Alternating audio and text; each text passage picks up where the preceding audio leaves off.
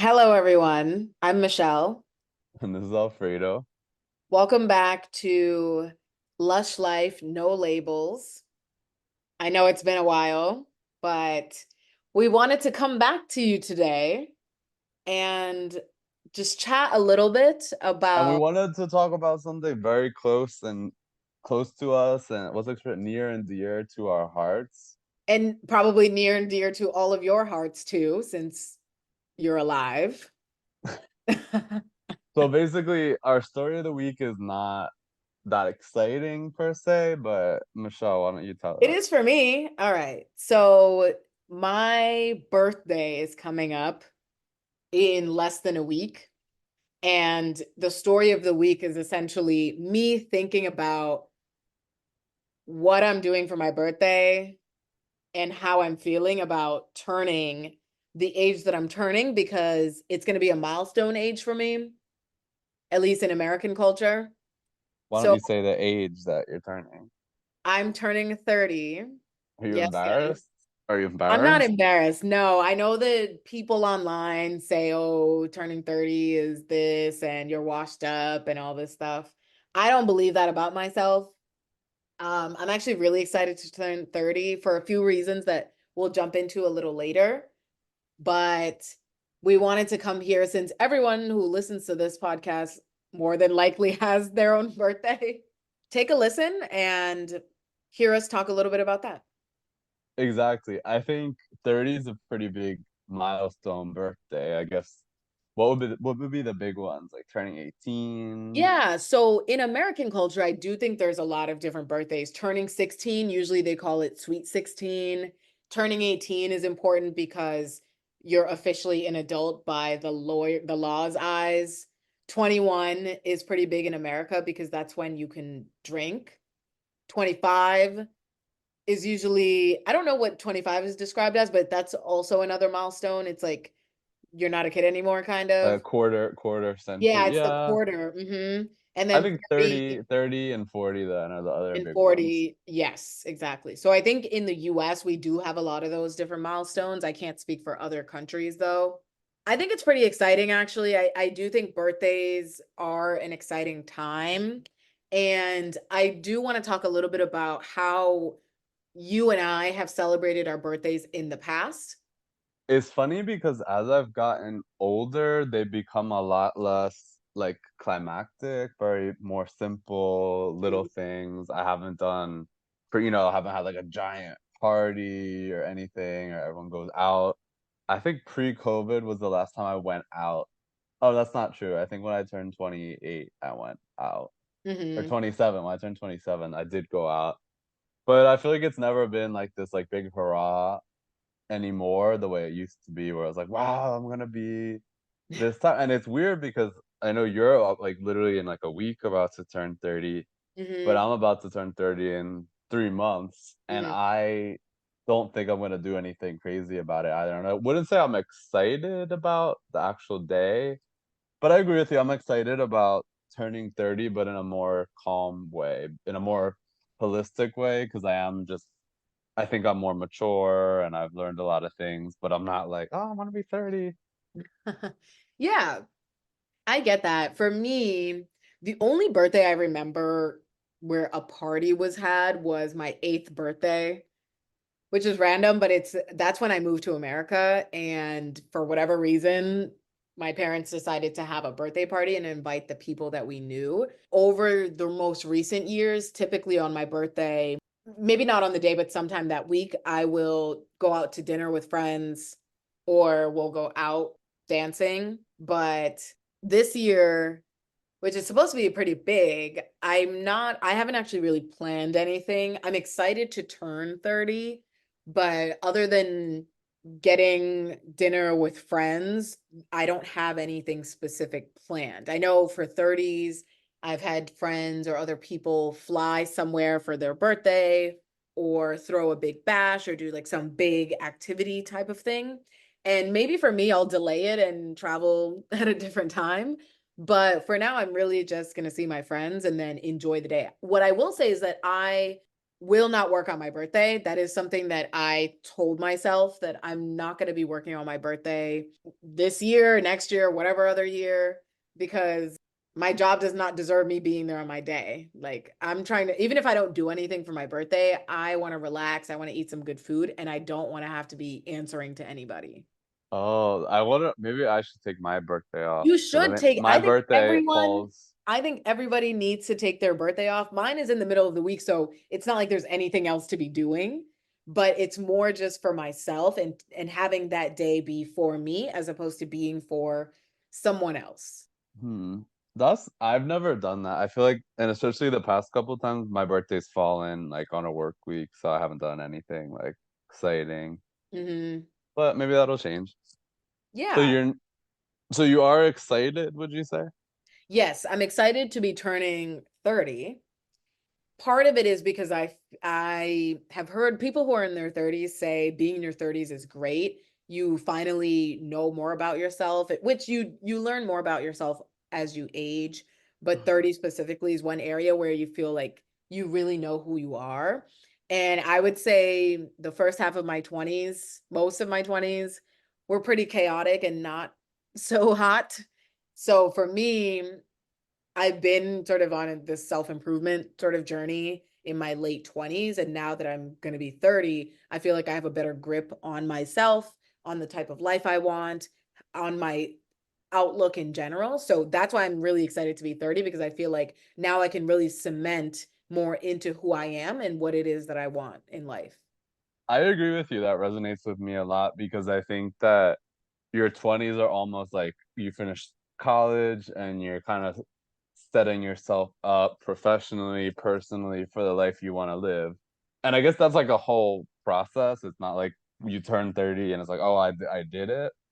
But I do agree with you. I think that I'm in a place now to turn 30 and feel more secure in myself as a person. I don't have the same insecurities as before. I'm more sure of myself. Mm-hmm. And even professionally and financially, I'm more stable and established. And yeah, I think we're like on the course to feel more stable in like every way, like emotionally, mentally, financially, professionally. So yeah, I understand why it's exciting. And I think because you're turning 30, it makes you take stock of your 20s and like My what's past, happened. What's happened, entering a and new decade. Yeah. so So, I what agree. would you say, Alfredo, to someone who does not look forward to their birthday or someone who dislikes their birthday because they don't want to age? Well, that's a hard question. I think that there is this societal fear of aging, right? And I think that, and I'm sure that can affect women more than men in certain ways, right? Or maybe certain societal expectations of like, oh, by the time you're 30, you should be in a serious relationship, you should be married, you should be having kids. Obviously, it's 2024. We're not living under the burden of all of that the way we used to. Hmm. But I still think that maybe that's part of the reason why people get sad or anxious or stressed about their birthday coming up. You know, these societal expectations or like feeling like you're getting older or like, you're aging, you're getting wrinkles, all of those things. And I think those are all understandable reasons for you to be not happy about getting older. But I think you could ask yourself why you're not happy to turn that age that you're about to turn. What is it that you haven't accomplished? What's up with your life that you feel, you know, anxious about that birthday coming up? And Yeah, I that's honestly, a good point. and I think speaking from personal experience, I've had moments where I'm like, oh, I'm about to turn 28, I'm about to turn whatever, 29, but Mm, I'm doing exactly what I should be doing with my life. Like, I think I felt that when I went to grad school, where I was like, I don't know if I turned 26. I don't know how old I was. Maybe I was 26 when I was in grad school, but I was like, I'm 26. Like, I'm in grad school. I'm headed in the right direction where I want my life to be. And if you don't feel that way, I think that that is like what you need to address. But also maybe thinking about your own internalized feelings about aging and what you should be doing. Hmm. And one thing I will say is that I have had birthdays in the past that sucked, for lack of a better word. And part of that was my attitude, but I also felt like in my case, there were people who led to me being unhappy on my birthday for varying reasons. And one thing too that I think I've learned over time is one, obviously there's a beauty in aging, but also that I, as a personal goal, am not going to let anybody ruin my birthday. Like anyone who's not me, I guess. Like I don't want other people to affect me on that day. And even if am having a bad day on my birthday, I always try to find a way to salvage the day before it's done. Whether that's like ordering myself some dinner, taking a walk, like anything really just to up my mood. If I'm like, oh, this birthday has been trash all day, like I do think it's important for me to close it out well. So just something to think about too for people who don't necessarily look forward to that day or if you're having a really bad day. And I think that goes back to just being in the moment, little things, doing the little things that make you happy, right? As if, if your happy day is just like, I'm gonna go have a really good workout at the gym, eat some Mm. delicious food, spend time with my friends. And if that's like what's gonna make you happy, then that's what you should do on your birthday. Yeah, and actually one time someone I went to school with threw her birthday party on my birthday and had the nerve to invite me, which I guess is fine, but I thought it was a little like tone deaf. I did end up going to her birthday party on my birthday, saying her happy birthday. Nobody sang me happy birthday. But you know what? I Damn. did. I still managed to enjoy my time because I'm like, this is still my day, even if I'm at her party. So there are ways. I feel like it's just sort of changing up your attitude in situations like that. Yeah. But I am excited too, but I'm not like this You overwhelming. have plenty of time. I want you to think about what you want to do for this day. Yeah, I have 3 months You over. have 3 months to think about it. You can plan a trip. You can do some random activity you've never done. You can just sleep all day. I encourage you Yeah. though to take the day off. That is my challenge to you, Alfredo, and to our listeners. I encourage everyone to take the day off if you can on the day of your birthday if it lands on a weekday. You'd be Huh. surprised how that will up your mood. It's interesting. I feel like for the past 2 years, I have gone on a trip like shortly after my birthday, but I didn't go on my actual birthday. Hmm. Like last year, I went to Colombia, like end of October, and I think the year before, I was in Spain. And this year, I actually do. I agree with you, but I don't know if I'm gonna achieve being like on a trip on my actual birthday. That would be better, but we'll see if that happens. Because one of my big things, this is kind of aside, I'm not Mexican, but I would love to go to, I really want to go to Mexico at the end of October when my birthday is for Dia de los Muertos. Oh yeah. And I'm That sure would people, be, I remember you mentioning that. because I'm sure everybody's seen Coco and everything. And I feel like that's like a really unique, and not to be stereotypical, but apparently it's a very accurate portrayal of Mexican culture. Hmm. But I would love to experience that. Like I think it would be really interesting to be Would there you paint that your time. face? Yeah, why not? Okay. Wow. Well, I hope you can make that happen this year. Me too. That's kind of one of my like that's definitely on my life bucket list, and it's kind of near my birthday, but we'll see. Yeah. I love that for you. We're wrapping up sort of on our end, our little dialogue about birthdays.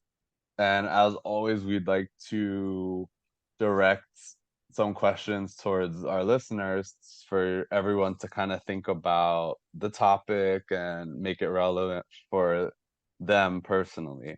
Yeah. My question is for the next birthday that you have coming up, what are some things that you're thinking about doing or not doing? And then my next question is, think about how you've celebrated your birthdays in the past. I don't know, when you turn 30, when you turn 25, whatever, when you turn 40, whatever it is, and kind of think about what you did. Do you regret it? Were you happy with what you did? And also, how has it changed over time? We kind of talked about this, us too, how, Mm-hmm. you know, when you're younger, you'd have like a big party with a lot of people, and now it's kind of more quiet, low-key celebration, at least in our cases. You know, think about those type of things. Is your birthday this big hurrah mega party, or is it more laid back? What do you do on your birthday? How, have you always celebrated your birthday the same way? I know some people have birthday traditions even, right? Yeah. You guys should leave a comment if you have any birthday traditions that you want to tell us about. Because that would be interesting because I don't, but that's definitely really interesting. Yeah, for sure. So thanks for coming back for another episode of Lush Life No Labels with With Alfredo, Anne Michelle. thank you for listening, and we'll be back next week.